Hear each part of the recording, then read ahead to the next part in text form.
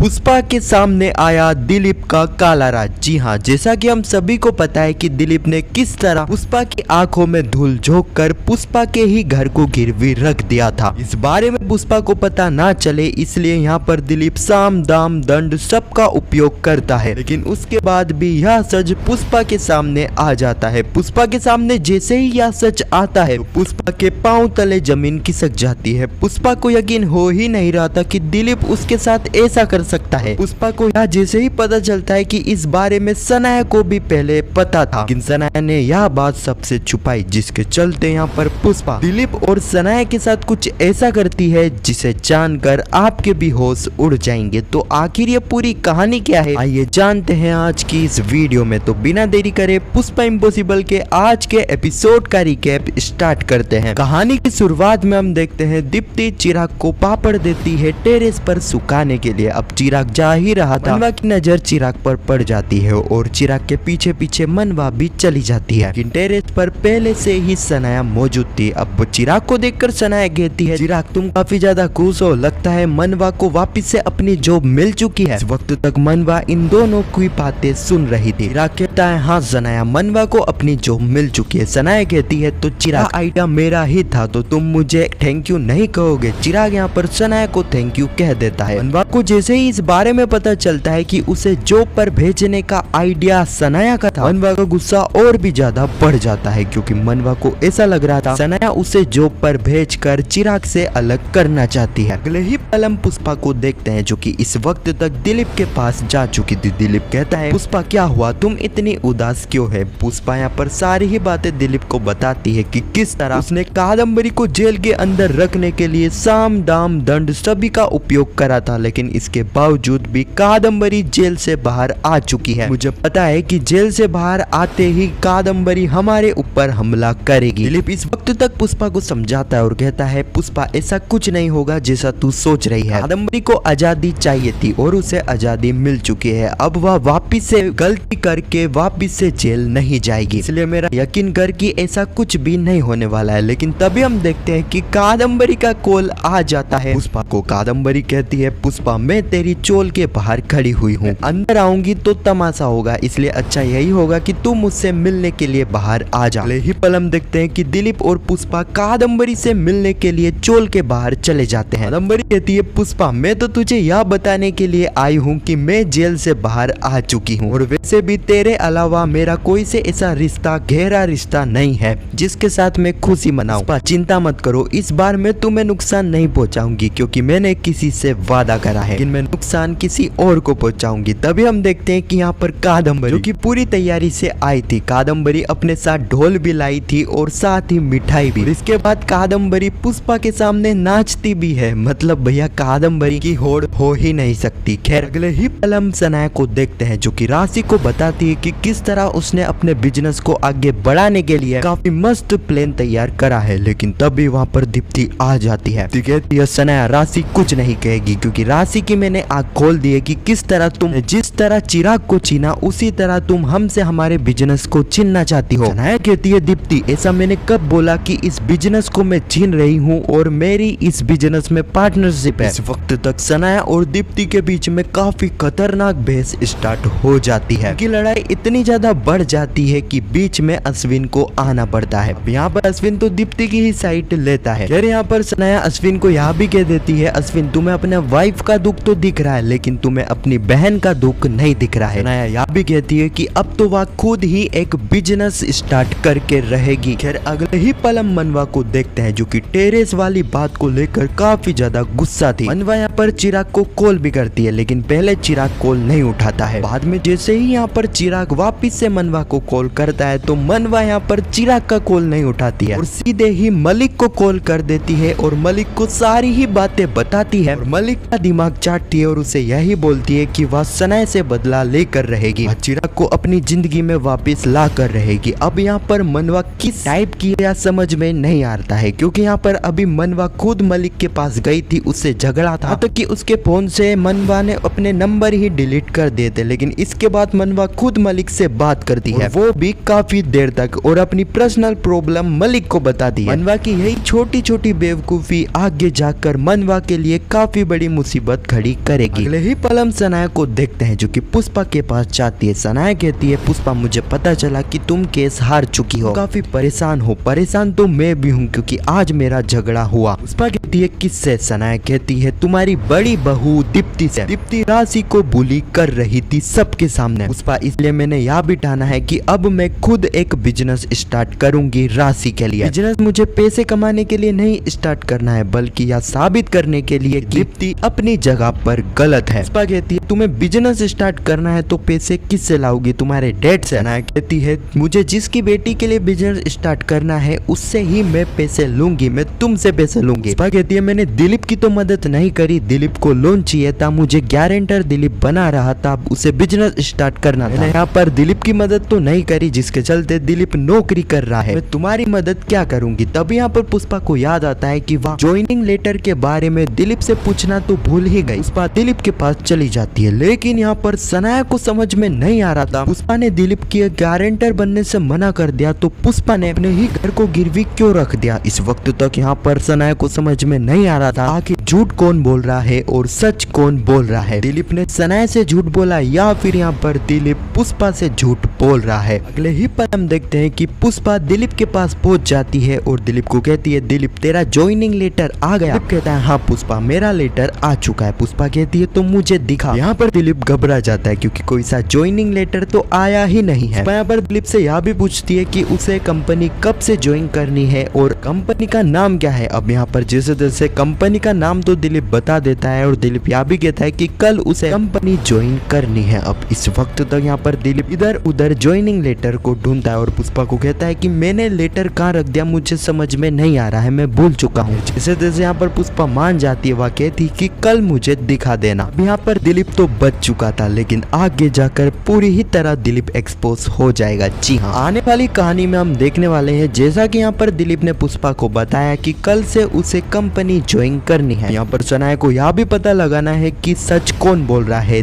पुष्पा या फिर दिलीप। यहाँ पर सनाया पुष्पा को यह सजेशन देगी कि क्यों ना आज कंपनी में पहला दिन दिलीप का है, वह उसे सरप्राइज दे, वह उसके लिए कुछ चीज लेकर दिलीप से मिलने के लिए जाए। पुष्पा ऐसे ही करेगी अब क्योंकि ना ही तो कोई सी कंपनी यहाँ पर ज्वाइन दिलीप ने करी है, जिसके चलते हम देखने वाले हैं कि इन सारी ही चीजों के बारे में पता लग जाएगा पुष्पा को। पुष्पा कहेगी दिलीप इतने सारे पैसे तेरे पास कहाँ से आए? सनाया कहेगी पुष्पा यहाँ पर दिलीप ने लोन लिया है और कुछ चीजें गिरवी रखी है। कहेगी दिलीप तूने क्या गिरवी रखा? अब यहाँ पर दिलीप सारा ही सच बताएगा कि उसने उसके ही घर को गिरवी रखा है। यहाँ पता चलने के बाद पुष्पा के पांव तले जमीन खिसक जाएगी। पुष्पा को यकीन नहीं होगा कि दिलीप उसके साथ ऐसा कर सकता है। चलते यहाँ पर पुष्पा दिलीप के ऊपर तो गुस्सा होगी, साथ ही यहाँ पर सनाया के ऊपर भी, क्योंकि पुष्पा को ऐसा लग रहा है सनाया को इस बारे में पता था लेकिन सनाया ने उसको नहीं बताया। हाँ तो यही कुछ कहानी है जो कि आने वाले एपिसोड में हमें देखने को मिलेगी। फिर आपको यह वीडियो कैसी लगी कमेंट में जरूर बताना और पुष्पा इम्पॉसिबल के आने वाले एपिसोड की ऐसी वीडियो के लिए चैनल को सब्सक्राइब अवश्य करना। जब तक के लिए